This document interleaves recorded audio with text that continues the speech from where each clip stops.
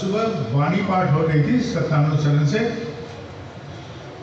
सते तुम्हार आसक्ति संलग्न करो तुम्हार आसक्ति आसक्ति मतलब झोंक झुकाव अपना मन का सारे झुकाव सत में संलग्न करने बोल रहे हैं। ये सत क्या है? सत है गुरु, गुरु ही है सत। अब गुरु में यदि हम अपना आसक्ति या झुकाव संलग्न करते हैं तो क्या होता है? वो बोलता है कि अज्ञात सारे तुम सत हो, अज्ञात सारे मतलब स्वतःस्फूर्त। इसके लिए कोई हमको कोशिश नहीं करना पड़ेगा, मैं सत हो जाऊंगा। सत हो जाऊंगा मतलब सत अद्वित नहीं, सत का प्रभाव विस्तारकारी एक सत्ता बन जाऊंगा, यानी गुरु का प्रकाश लायक व्यक्तित्व बन जाऊंगा। गुरु प्रकाश जाते আমার মধ্যে দেখা যায়। সতে সংলগ্ন করলেই, চিত্ত সংলগ্ন হলেই, আসক্তি সংলগ্ন হলেই, আমার ঝোঁক যদি সংলগ্ন হয় তাহলে অজ্ঞাত সাথে আমি সৎ হয়ে যাবো। এই সৎটা আমি যে হবো এটা কি সৎ হবো? আমার গুরুর অনুসারী হয়ে যাবো। গুরুর মানে যদি সৎ হয়, সৎ মানে গুরু।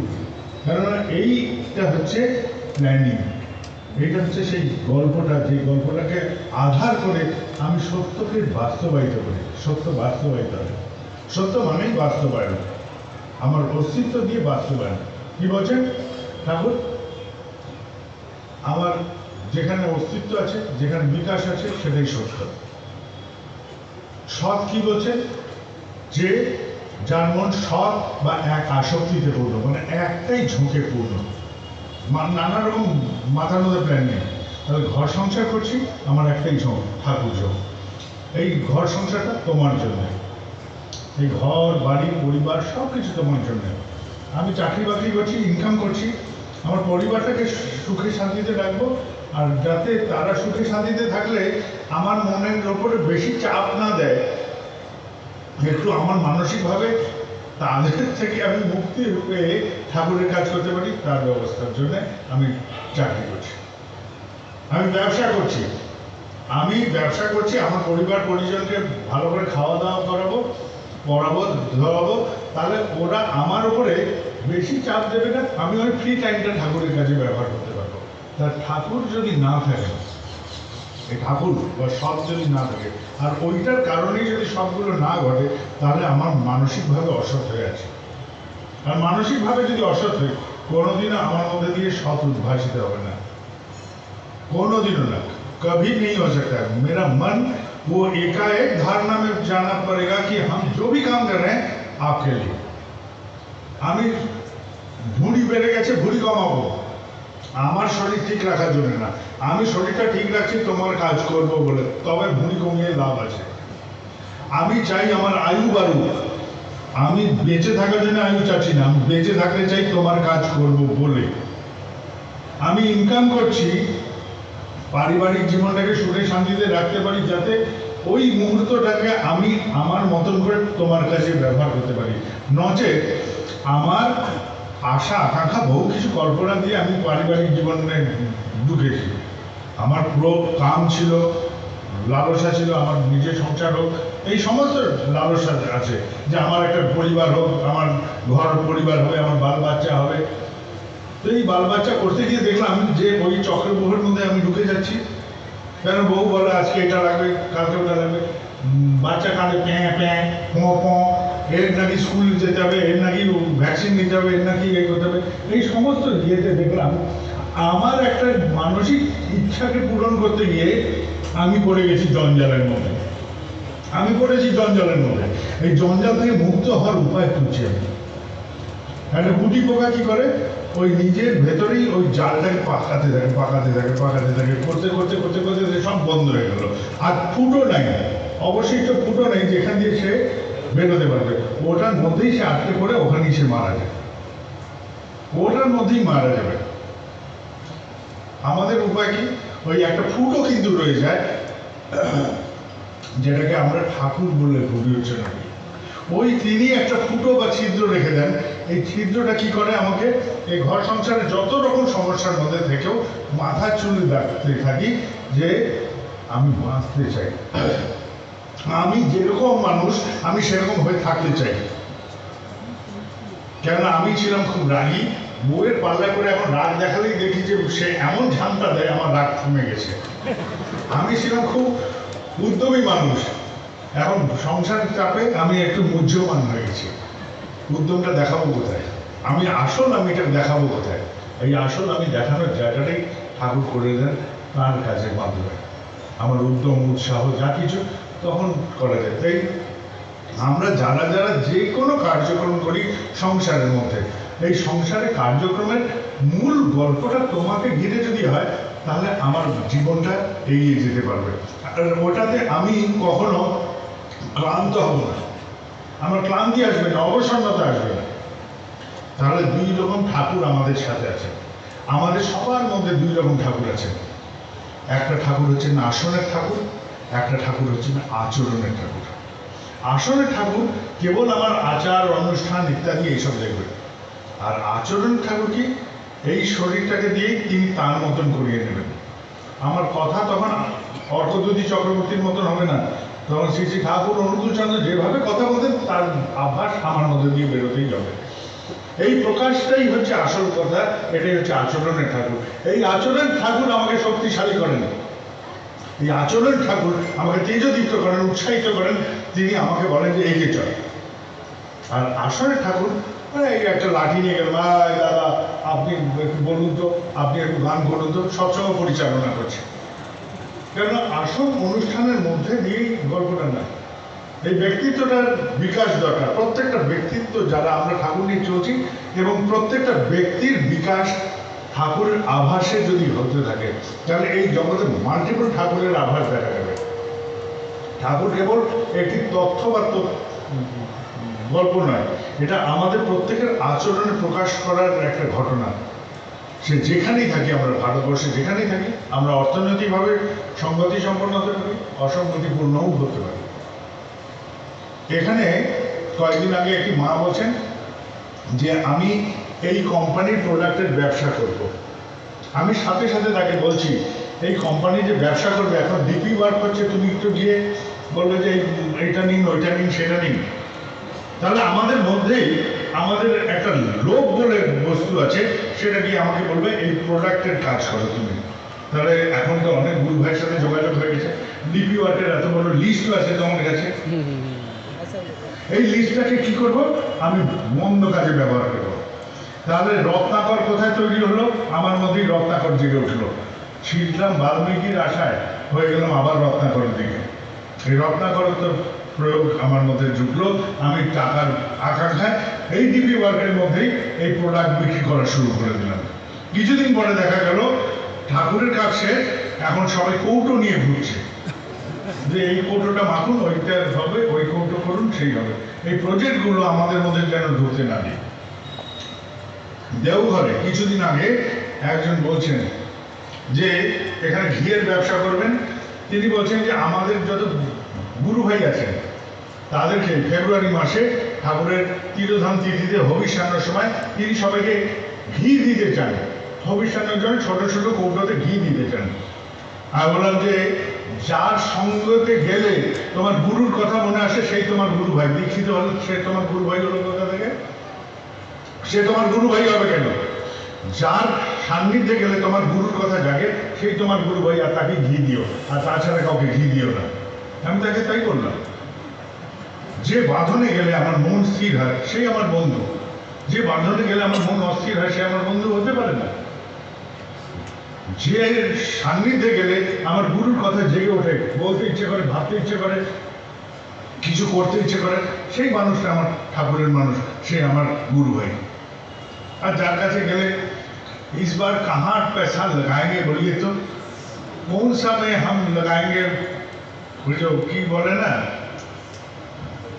वो जो ইনভেস্টর টাকা ইনভেস্ট, ওইসব শেয়ার মার্কেট, ওইগুলো নিয়ে আমি চিন্তা করছি। গল্প হচ্ছে শেয়ার মার্কেটে। কোথায় আমি ঠাকুরের কথা বলছি? কোথায় আমার ঠাকুরের কথা আছে? দুটো গুরু ভাই পারস্পরিক আলোচনা করছে শেয়ার মার্কেট নিয়ে, সেখানে ঠাকুর কোথায়? তাহলে তারা আমার গুরু ভাই হবে কি করে? তাহলে ধান্দাবাই আর গুরু ভাই দুটো তফাৎ আছে। ধান্দা ভাই কেবল ধান্দাবাজির গল্প করবে আমার সাথে, নানা রকম ধান্দার গল্প হবে, এবং সেখান থেকে শত হাত দূরে যেন আমরা পালাই। এইখানে তুমি ঢুকবে না। এই কিছুদিন আগে আমাকে একজন বলছে, গতকালই একজন ঋত্বিক দাদা বলছেন অমুক ভোটে দাঁড়িয়েছে, তিনি বলছেন যে সৎসঙ্গে তিনি একটু বলতে চান এই ব্যাপারে। তো যার কাছে বলেছে তিনি বলেছেন এখন তো বড় উৎসব নেই। আমি বললাম যে না, আমি হলে তা বলতাম না। আমি মনে মনে বললাম যে আমি কোনোদিনও বলতাম না। এখানে দেওঘরে ইলেকশন হয়েছে, মেয়র ইলেকশন হয়েছে, মেয়র ডেপুটি মেয়র সবাই এসেছিলেন আমার কাছে। তো তাদের সাথে এখন যে পলিটিক্যাল যারা পরিচালনা করছে রাজ্যে তারা এসেছিলেন।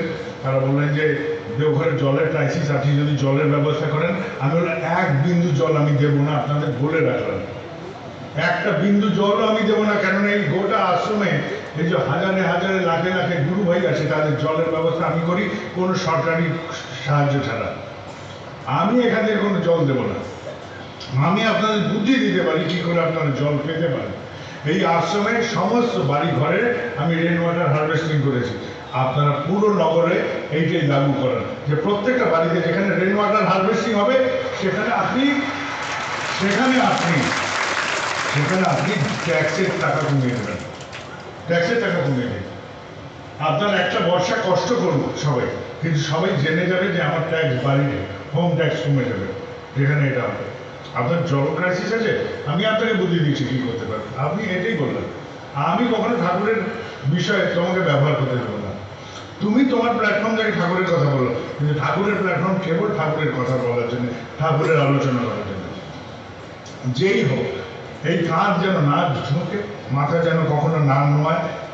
আমার উৎসব আছে কি নেই না, তোমাকে এইখানে এই প্ল্যাটফর্মে বলতে দেওয়া হবে না। এই প্ল্যাটফর্মটা এই কাজের জন্যই নয়। আমি একটা জায়গায় গেছি আমার বউকে নিয়ে, পায়ে একটা এমআরআই, ছোট্ট কথা, যে ডাক্তারখানায় গেছি যার গোষ্ঠী সবাই আমাকে আজীবন চেনে, দীক্ষিত না। আমি গেছি, আমি পয়সা দিতে গেছি, পয়সা নেবে না, পয়সা নেবেই না। এমআরআই করতে গেছি, পয়সা নেবে না। তারপর বলছে যদি আমার এখানে একটা হসপিটাল করবো, আপনি যদি কিছু ইনভেস্ট করেন, তাহলে সবসময় কাজ ইনভেস্ট করে না। ও আমাকে ফ্রি দিচ্ছে, কিন্তু আমি ইনভেস্টের মধ্যে মাথা নোয়াচ্ছি না। তুমি পয়সা নাও, নিতে পারো, তুমি ফ্রিতে দিচ্ছ তোমার ইচ্ছা, কিন্তু আমি আমার ইচ্ছা থেকে চলবো না। আমার কাজ হচ্ছে ঠাকুরকে রক্ষা করা। তুমি বলছো সৎসঙ্গ তোমার হসপিটালে ইনভেস্ট করে, সৎসঙ্গের কাজ তোমার হসপিটালে ইনভেস্ট করা নয়। এটাই আমি তাকে বললাম, তোমার হসপিটালে ইনভেস্ট করা সৎসঙ্গের কাজ হতে পারে না। তাহলে সে আমাকে বদান্যতা করছে বলেই আমি তার প্রতি নুয়ে পড়বো, এইটাতে আমি বিশ্বাসী নই। তুমি আমাকে ফেভার দিতে পারো, তোমার ইচ্ছে সেটা তুমি আমাকে ফেভার দিচ্ছ, কিন্তু আমি তোমার ঠাকুরের জায়গাটাকে ফেভার দিতে দেওয়ার জন্য ব্যবহার করতে দেব না। নিজের জায়গায় নিজেরা ঠিক থাকি যেন, নিজের মাজাটা যেন শক্ত থাকে, নিজের কাঁধ যেন শক্ত থাকে। এই কাঁধ শক্ত হয়, মাথা শক্ত হয়। এইবার একটা জায়গায় উৎসব হয়েছে, কোন এক নেতা গিয়ে জুতো পরে আনন্দবাজারে খুন্তি নাচছেন। ওখানে লোকদের যখন দেখা হলো, এখানে আমি চুটিয়ে গালাগাল দিলাম, বলে যে তোমাদের ধৃষ্টতা তো কম নাই, ঠাকুরের উৎসব করে জুতো পরে কোন নেতাকে দিয়ে রান্নার খুঁতি নাড়াচ্ছ, মানে পেয়ে দিয়ে তোমাদের লাল করে দেবো ফাঁসি উৎসবটা। আর যখন গালাগাল দিই তখন তো এরকম করেছি, থামাথামি নেই। তুমি কে কোন হতা এসছে যে ঠাকুরের প্রসাদ রান্না হচ্ছে জুতো পরে, সে কোন নেতা এরকম করে খুঁতি নাড়াচ্ছে আর তুমি বসে বসে মেনে নিচ্ছ? কি তোমাদের সাথে লেনদেন আছে, কোন স্বার্থ আছে যেখানে ঠাকুর দ্বিতীয় হয়ে গেছে, নেতা মুখ্য হয়ে গেছে? নিশ্চয়ই তোমার পারিবারিক কোনো চাকরির ব্যবস্থা আছে, না তো তোমরা চুপ করে থাকলে কেন? নিশ্চয়ই তার কাছ থেকে কিছু তোমার পাওয়ার আশঙ্কা আছে, তাই তুমি চুপ করে থেকেছো। তোমার মাজা শক্ত নেই কেন? তাহলে এই দুর্বলতা আসে কোথায়? যখন ঠাকুর সরে যান, যখন আমি আসক্ত থাকি না, যাতে তোমার ঝোঁকমগ্ন থাকি না তোমাতে, আমার ঝোঁক যুক্ত থাকে না তোমাতে, আমার ঝোঁক যখন নিজের ধান্দাতে থাকে, নিজের স্বার্থে থাকে, তখন আমি দুর্বল হবই হব। দুর্বল চিত্ত মানুষ আমি সবল নই, আমরা কেউ সবল নই। তাই দিনের শেষে একটা কথা সবাই যেন মনে রাখি, যদি আমাদের মধ্যে কেউ বাল্মীকি থাকে, তার কিন্তু একটা রত্নাকর ছিল অতীতে। আর আমাদের মধ্যে যদি কেউ রত্নাকর থাকে, ভবিষ্যতে তার কাছে একটা বাল্মীকি লুকিয়ে আছে। তাই কেউ শয়তান কেউ ভালো এটা বলে ভাববেন না। প্রত্যেকটা সাধুর অন্তরালে কোনো একটা শয়তান লুকিয়ে থাকতে পারে, আর কোনো শয়তানের ভবিষ্যতে কোনো সাধুর জাগরণও থাকতে পারে। তাই ঠাকুরের জগৎ, এই গল্পগুলোরই জগৎ, যে কোথাও যেন আমরা আশা ভঙ্গ না করি পারস্পরিকভাবে। আমার এই লোকটা খারাপ, ওই লোকটা ভালো, এই বলে এক একটা ট্যাগ লাইন করাটা আমার কাজ না। বরং যদি মনে হয় খারাপ, তার পেছনে থাকো, তার পাশে থাকো। মতো মাতাল, আরে তুই মাতাল থাক, তুই চল ডিপি ওয়ার্ক করে এসে মদ খাবি, এটাই বলো। মদ ছাড়তে বলতো, মদ খা, কিন্তু ডিপি ওয়ার্ক করে এসে তুই খা। তুই একটা লোককে যাজন কর, তারপরে মদ খাবি। তবে মদ তখনই খেতে দেবো যদি তুই একটা লোককে যাজন করিস, তারপরে তোকে মদ খাওয়ার পারমিশন দেবো। ও বেটা মদের নেশায় রোজ যাজন করতে থাকবে, এই মুখ দিয়ে যখন ঠাকুরের কথা বলতে থাকবে, একদিন হয়তো এই মুখে আর মদ ঢুকবে না। বহু বছর আগে গৌরাঙ্গ পাল্লা এখানে থাকতেন আশ্রমে, পাবলিশিং হাউসে, তিনি একটা কথা বলেছিলেন। তিনি একজনকে দীক্ষা দিয়েছেন, দীক্ষা দেওয়ার পরে সেই লোক বলছে যে আমি মাছ ছাড়বো না। গৌরাঙ্গদা বলছে, ভাই তুমি যদি 100% প্রেসক্রিপশন ফলো করো, তাহলে তুমি তার সুস্থতার জন্য যা যা রেমেডি দিয়েছে ডাক্তার, তা তুমি পাবে। আর যদি পুরোটা প্রেসক্রিপশন না পালন করো, তাহলে তার জন্য যেটুকু খাঁতি, সেটা তোমাকে ভুগতে হবে। না, আপনাকে একটা উপায় বলতেই হবে যাতে আমি মাছ মাংস খাবো, কিন্তু আমাকে দীক্ষা নিতে হবে, কোনো উপায় করে না। তো গৌরাঙ্গদা বলছে, ঠিক আছে, তুমি মাছ মাংস খাবে, তুই ছাড়বে না? বলে না, কিন্তু আমি দীক্ষা নেব। গৌরাঙ্গ চল দীক্ষা নেবে, কিন্তু আমাকেও একটা শর্ত দিতে হবে। কি? 45 মিনিট করে রোজ নাম করবে। বলে 45 মিনিট নাম করতে হবে। হে বললো যে মাছ মাংস খেতে পারবো 45 মিনিট নাম? হ্যাঁ, হয়ে যাবে। বলে হ্যাঁ হ্যাঁ, আমি করে ফেলবো। এখন তখনকার দিনে ঠাকুর তখন ছিলেন ওখানে, তখনকার দিনে সেই আসাম দেশে একটা মাছখোর লোক দীক্ষা নিচ্ছে, গৌরাঙ্গদা দীক্ষা দিলে ওরা 45 মিনিট করে রোজ নাম করবে। গৌরাঙ্গদা তো তার ফিল্ড ওয়ার্ক করতে করতে হেঁটে ঘুরে এদিক ওদিক চলে গেছেন, 1 মাস ধরে ফিরেছেন। ওই লোক বলছে, কি করলেন মশাই? আমি তো এখন মাছ খেলে বমি হচ্ছে। বলে কি হয়েছে? বলে 45 মিনিট করে যে নাম করতে বলে, তারপরে তো মাছ ঢোকালেই দেখছি যে ওপর থেকে বেরিয়ে আসছে। আপনি এই কি সর্বনাশ করলেন আমার? বলে না, আমি তোমাকে তো বলেছি যে তোমাকে মাছ খেতে দেবো একটা শর্তে, তোমাকে 45 মিনিট নাম করতে হবে। বলে এটাই করা যায়, এটাই করা যায়। সেদিন ঠাকুর বাংলাতে আমি বলছি যে আমরা রত্নাকরের থেকে অন্তত ভালো নয়, রত্নাকরের মতন অত খারাপ বা নিকৃষ্ট নয়। রত্নাকর আমাদের থেকে এত খারাপ হওয়া সত্ত্বেও সে বাল্মীকি হলো কি করে? আর আমরা রত্নাকরের থেকে ভালো হওয়া সত্ত্বেও বাল্মীকিতে রূপান্তরিত হলাম না কেন? তাহলে আমরা এই মধ্যপন্থারা যারা, তারা বহু ঘাটের মধ্যে ঘুরে বেড়াই। আমার ঝোঁক কিছুতেই তোমাদের সংলগ্ন করি না, কিছুক্ষণ তোমাদের, কিছুক্ষণ আমাদের, কখনো ইচ্ছায়, কখনো জীবনে। বিভিন্ন জায়গায় আমরা ঝোঁককে আবদ্ধ করে রাখি, আর বিভিন্ন জায়গায় ঝোঁক আবদ্ধ হওয়ার জন্যে আমরা এক ঝোঁক সম্পন্ন হই না বলেই সহজ হই না। এক ঝোঁক যতক্ষণ আমার মধ্যে যাচ্ছে, একটা বিষয় ঝোঁক পার্মানেন্ট করে রাখছি, সেটা বিপ বিপ বিপ করে জ্বলতে থাকে আমার মস্তিষ্কের মধ্যে, যে তুমি তুমি তুমি তুমি, এই তুমি গল্পটা যতক্ষণ ডাকবে ততক্ষণ অশান্তি। একটা কথা হলো এখানে ঋত্বিক সম্মেলনে, যে আমার একটা আকাঙ্ক্ষা আছে ঠাকুরের সাথে লুকিয়ে, যে আমি এই ঠাকুরকে ধরলে আমার চাকরিটা হয়ে যাবে, এই আকাঙ্ক্ষাটা আছে। এখন আকাঙ্ক্ষাটা তো আমার মনের বাসনা, এবার প্রসেসটা কিন্তু একটা আছে, সেই প্রসেসটা আমি ফলো করছি না।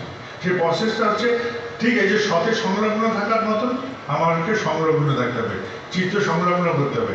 পাওয়ার জন্যে, প্রস্তুতির জন্যে আমাকে সেইভাবে মানসিকভাবে প্রস্তুতি হবে, ফিজিক্যালি প্রস্তুতি হতে হবে। আমার যেগুলো আমার মনকে বিচলিত করে সেগুলোকে বাদ দিতে হবে।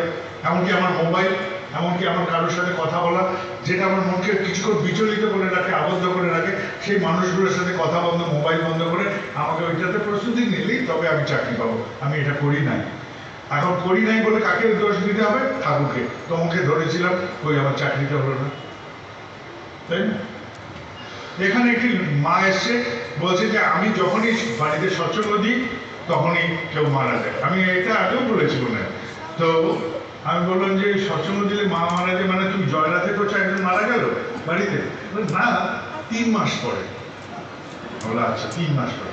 বলে যে আর বলে আরেকজনও মারা গেছে। আমি বলে সেটাও কি হরিবোল রাধাবোল করছিল সেই সময় মারা গেল? বলে না, তা প্রায় 5-6 মাস বাদে মারা গেছে।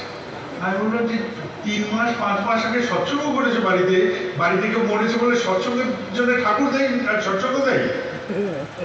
আমি বললাম তুমি সেদিন যেদিন মারা গেছে সেদিন জল খেয়েছিলে, নিঃশ্বাস নিয়েছিলে, ওই নিঃশ্বাস নেওয়ার জল খাওয়াটাই তোমার দায়ী, ওই জন্য ওই লোক দুটো মরেছে, কোনো সকালের জন্য লোক মরেছে। মানে জল তো আমরা রোজই খাই, রোজই তো আমরা নিঃশ্বাস নিই, তাহলে দোষটা দিতে গেলে নিঃশ্বাসের উপর দিচ্ছি না কেন, আর জল খাওয়ার উপর দিচ্ছি না কেন? কারণ ঠাকুরের উপর দিচ্ছি। ঠাকুরের জন্য কেউ মারা যায় না। আমরা নিজেদের বুদ্ধিতে চলি যখন, তখন আমাদের বিপদ আসে। এটাকে বোঝেন সবাই। জীবনটাকে কাউকে ভ্রমিত করবে না, যে তোমার যেটা পাওয়ার উপযুক্ত সেটা তুমি হাসিল করতে পারবে। তুমি হাজার প্রার্থনা করো, প্রার্থনাতে কইলি কত, পড়লি না তো কাজে, ফুটলো ওটা কল্পনাতে ফলটি বেলি বাজে।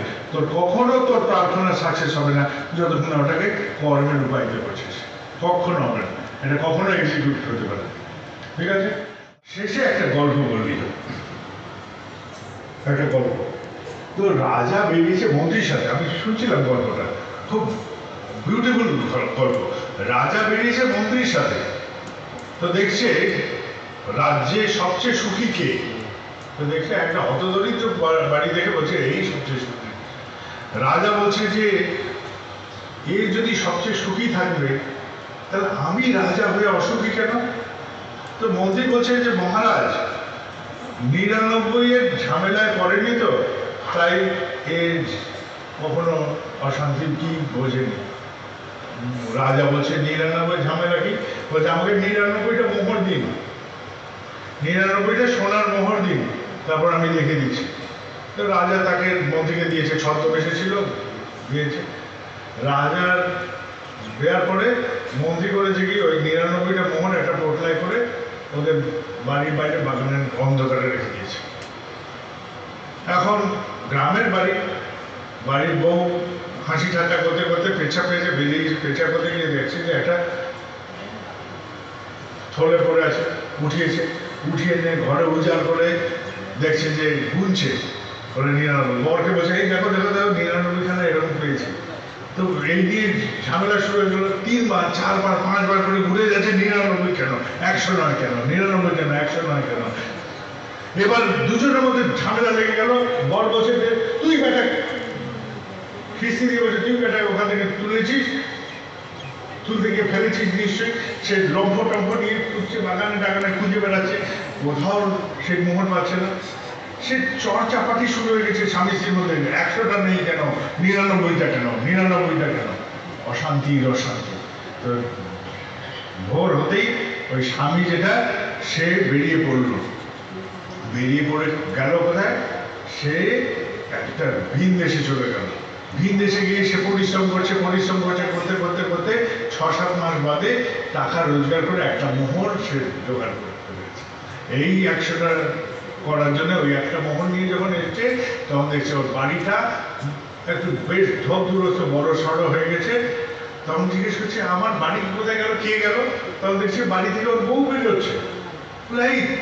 এই আমার এই পুরে ঘর এরকম করে কে করলো? বললো ওই তো 99টা ছিল, তার থেকে কিছু খরচ করে এটাকে আমি বাড়ি টাড়ি বানিয়ে নিয়েছি, তো এখন দেখো বাড়ি টাড়ি ভালো হয়ে গেছে।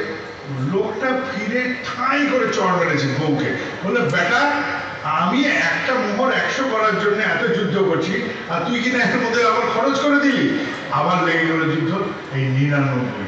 তাহলে সমস্ত ঝামেলার কারণ কি হয়ে গেল? 99।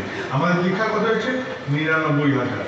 তাহলে এই ঝামেলাটা নিয়ে যেন আমরা থাকি, এই যে 99 ঝামেলা মানসিকভাবে এই 280খানা আমাদের মধ্যে কে জমা দেয়নি এবার খোঁজে। যারা জমা দেয়নি তাদেরকে পাঠাতে বলেন, যাতে রিপোর্ট আসার আগে অন্তত এটা পৌঁছে যায়। সবাই সবাইকে ফোন করেন যে দীক্ষাপত্র কে এখানে পাঠাননি এই টার্মে, তাদের কাছে লুকিয়ে আছে দেখেন 280খানা মাত্র, তারা 1 লাখ হয়ে যেত। আর এই ঝামেলাটা কেন আমরা শুধু শুধু রাখলাম? সারা বছর ভালো ভালো উৎসব হলো, এত কাজ হলো, এ মাথা সে মাথা করে ঘুরলাম আমরা।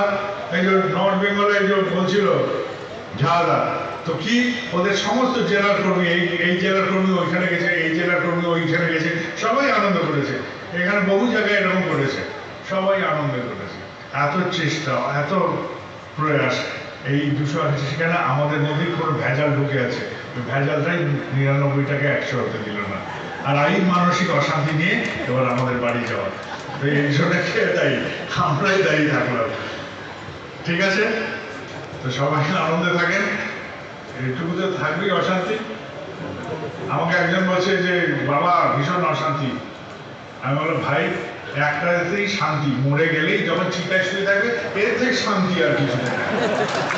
কিন্তু জীবন যদি বেঁচে থাকে তো রোজ কিছু না কিছু অশান্তি। কিছুক্ষণ পরে দেখবে খিদে পেয়েছে, এটাও একটা অশান্তি, খাওয়ার জোগাড় করে। খেলে দেবে কিছুক্ষণ পরে বললে পায়খানায় যাবো, এটাও অশান্তি। ঠিক আছে, নিশ্চিত 24 ঘন্টা বিরামে থাকতে দেবে কেউ দেবে না। ঠিক আছে, বই পড়ছে আনন্দ করে করে কিছুক্ষণ পর মাথা ধপধপ করছে, আরে বাপরে বাপ, চশমাটা সব মুছে গুছে ঘেমে বলে একটু খেতে দাও তো কিছু, বউকে বলছে। রিটায়ার করার বররা তো ভীষণ ঝামেলাবাজ এমনি হয়, ক্ষণে ক্ষণে খিদে পায় তাদের। হ্যাঁ, গৃহস্থ স্বামীর থেকে ভয়ঙ্কর জীব বউরা বলবে যে এর থেকে কেউ নেই, যে এরা সবসময় খিদে পাচ্ছে এদের, এখন খাওয়ার জোগাড় দিতে দিতে তারা নাজেহাল হয়ে যায়। তো আমাদের বাড়িতে সব মায়েরা এখন দীক্ষাপথে কাজে বেরিয়ে বেরিয়ে মানসিকভাবে এত শান্তিতে আছেন, এতই শান্তিতে আছেন। তা আমরা কর্মীরা দেখে নিয়েছি যে যেগুলো তাদের জন্য পেছনে খাটতে হতো আর খাটতে হচ্ছে না, তারা বেশ আনন্দে আছে, আমরাও বেশ বহাল তবিতে শুয়ে বসে আছি যে যাক ওরা তো শান্তিতে আছে, আমিও শান্তিতে আছি, এবার দীক্ষা কমুক বাড়ুক, আমার কি এর হলো। তো আমি সবাই বলছি বাড়ি গিয়ে বলবেন আপনাদের বউদের যেন আপনাদের একটু করে অশান্তি দেয় দেয়, যদি দীক্ষাপথের কাজে দীক্ষার কাজে আপনারা না বেরোন, তারা যেন অশান্তি করে আপনাদের সাথে। এইটুকু ছাড় সব মায়েদের জন্য আমি দিয়ে রাখলাম। জয় গুরু।